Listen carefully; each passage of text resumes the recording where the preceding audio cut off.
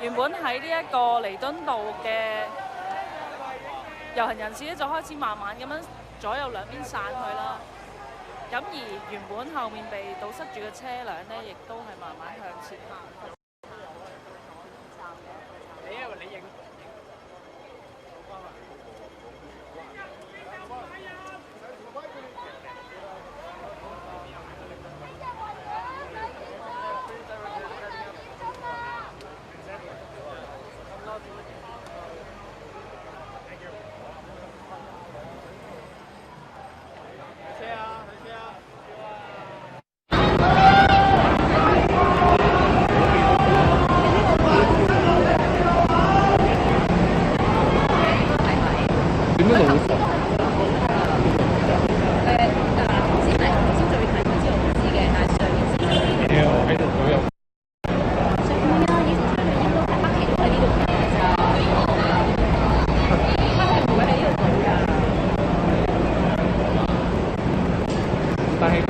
喺旺角警署外彌敦道太子道西聚集嘅人士，你哋而家已經參與緊一場非法集結，你哋立即沿行人路離開，警方已經將你哋而家嘅行為錄影。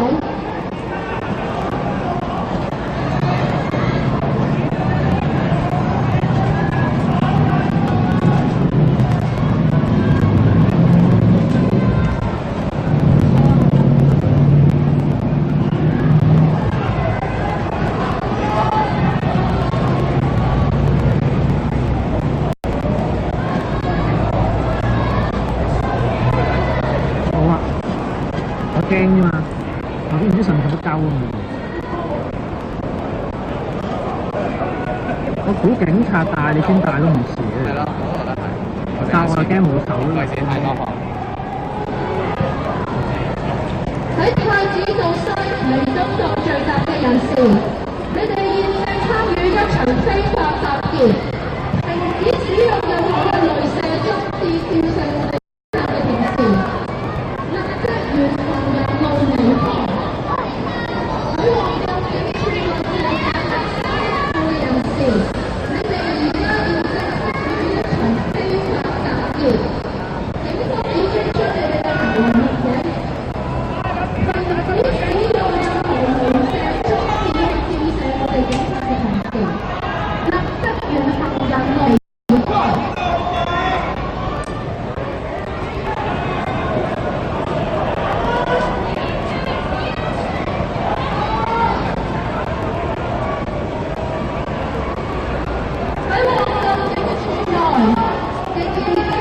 如果你哋需要採訪，如果你係記者嘅話，請上返去行人路繼續你哋嘅採訪。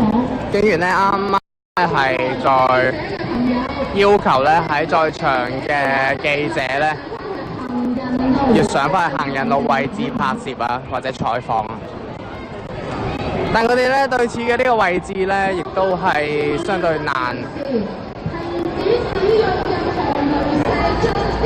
所以佢哋難咧，可以如果要照顧到兩邊嘅人，即係喺太子道西兩邊嘅人士，包括係防暴警員同埋對面馬路嘅示威人士。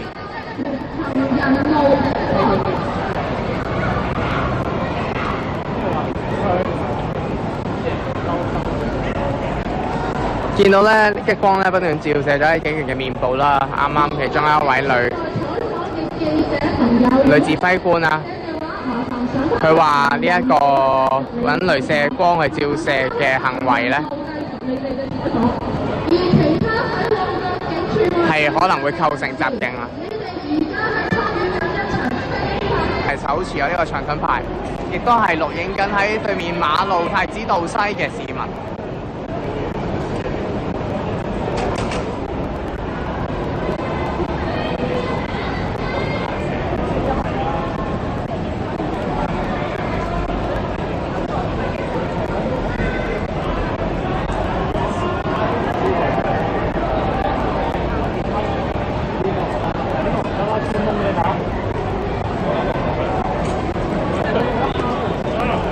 喺太子道西居西洋菜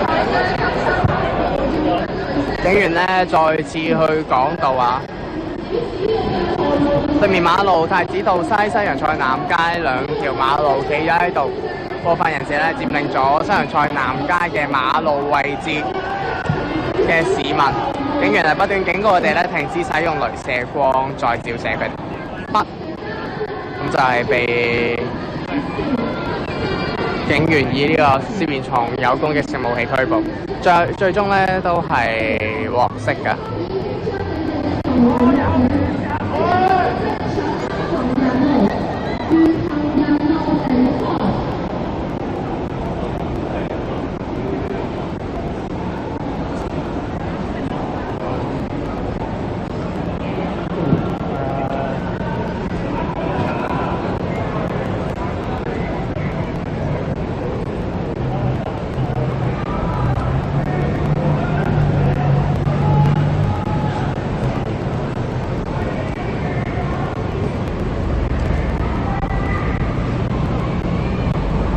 據此時間咧已經接近9個字啦，雙方咧暫時都係未有特別嘅行動咯。示威者方面咧亦都有指係已經佔據咗出去彌敦道南行線行車路。你哋而家係參與緊一場非法集結，警方已經將你哋嘅行為錄影，立即沿行人路離開，停止使用任何嘅雷射裝置去照射警察。你使用雷射裝置去照射警察已經構成襲警罪行，立即停止呢個行為，沿行人路立即離開。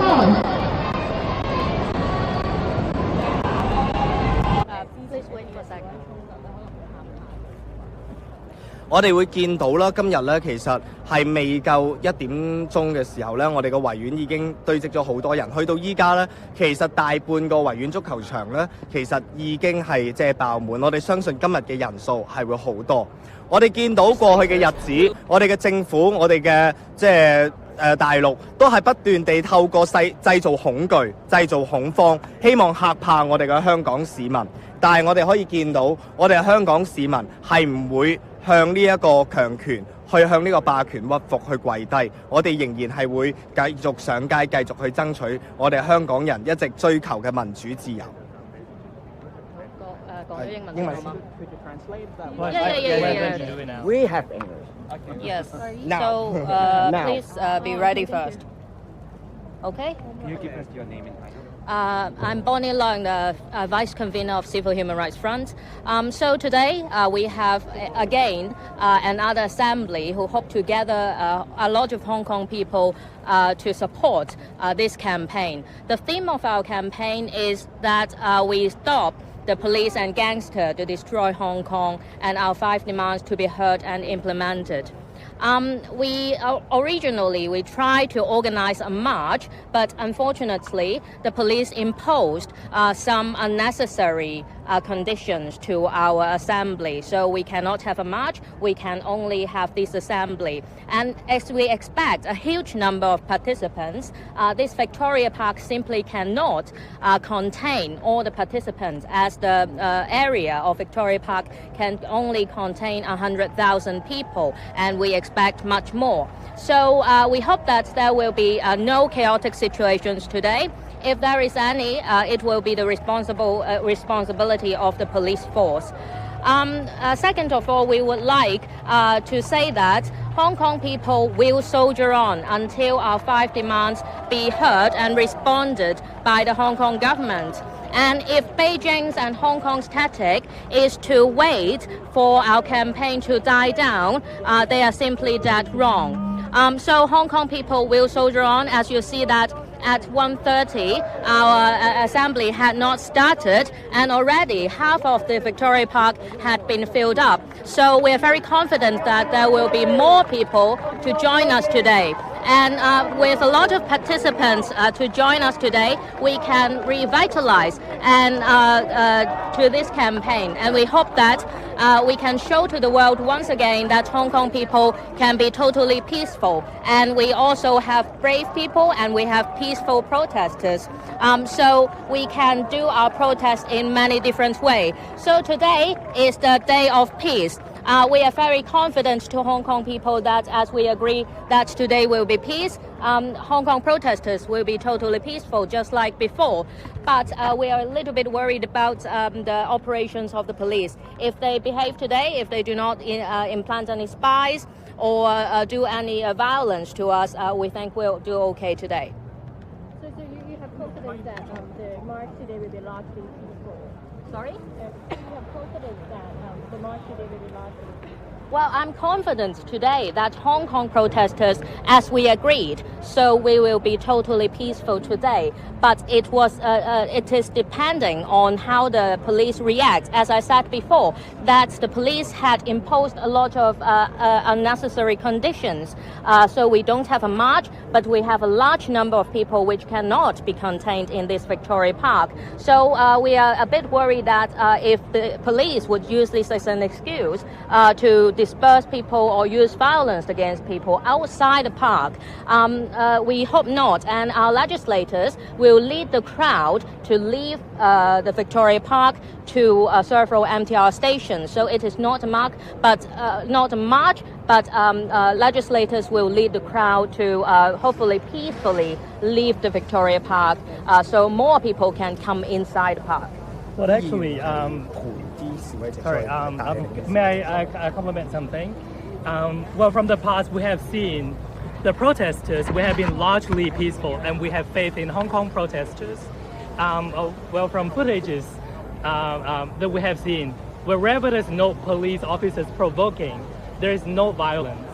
And in fact, some of the violences used by the protesters, we also suspect these to be done by some undercover police officers, which have been proved by videos that they pretended to be protesters and provoked violence. And therefore, just like what Bonnie said just now, we hope the police will restrain. And the only way to keep peacefulness is the police being restrained. Okay. Any questions? To try to keep the movement not violent, to keep it peaceful, what are you doing exactly? Well, I believe that Hong Kong people have the understanding that whenever the Civil Human Rights Front organize any marches or assemblies, it will be peaceful. And I see a lot of comments and discussions on the internet that netizens is actually helping us to promote that today is a day of peacefulness. So I'm very confident that if, when we have this agreement, we can do it. Hong Kong people had always been peaceful. It was the government's ignorance and their arrogance that make a lot of young protesters feel that they have no other ways to protest except to do more radical actions. However, we see that as they always been beaten and being the victim of excessive violence of the police, we really hope that these young people can have a day of rest. So today, we emphasize the peace. And also hope that the police will understand as well. So they will let us to have a peaceful day and they will restrain themselves. So no violence, no more tear gas bombs, no rubber bullets will be released today. 同埋我想補充一樣嘢咧，就係保持一個香港係一個和平、理性嘅一個狀態，其實從來都係一個政府嘅責任。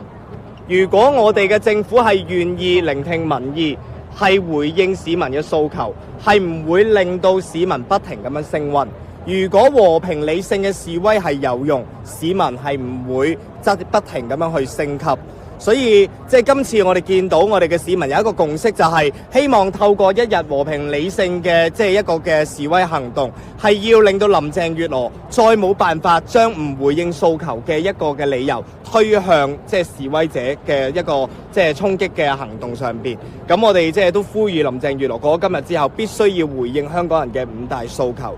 另外，即係一啲嘅和平嘅狀態，其實喺當場裏邊係好取決於究竟警方有冇即係使用一啲嘅即係不合理嘅武力出嚟去挑釁示威者。咁我哋喺度呼籲我哋嘅警方，其實喺今日裏邊不要做任何事係去挑動示威者，而我哋嘅所有示威者只要保持和平、理性、非暴力，亦都唔需要怕有冇警方、有冇大陸人、有冇其他勢力嘅人呢，意圖混入我哋嘅遊行隊伍當中呢，去製造衝突。今日我相信，即係我哋香港人係有能力去做一日和理非嘅係遊行示威嘅行動。Sorry, I can't hear you. The extradition bill, considering they already suspended it, or if they don't grant it altogether, will still be a series of protests, and for how long? Well, you know, back in 2003, the national security law has been withdrawn, and now Carrie Lam only said this bill is dead, and she doesn't withdraw the bill. Why? Because she doesn't want to surrender. She doesn't want to surrender to the people, to 2 million of people. And we believe if the government, as long as the government doesn't respond to our 5 demands, which are equally important, universal suffrage, which has been stipulated by the basic law, and we were meant to have this 10 years ago, until now, we do not have free election, and which is the root of many problems. The Legislative Council not functioning, the government not responding to people's demand, not hearing our voices, and just a Secretary of Justice, she can sue protesters while she chooses to protect police officers who very obviously break the law. So our 5 demands are very important, and as long as the demands are not answered, I believe the protesters will go on the protest. And one very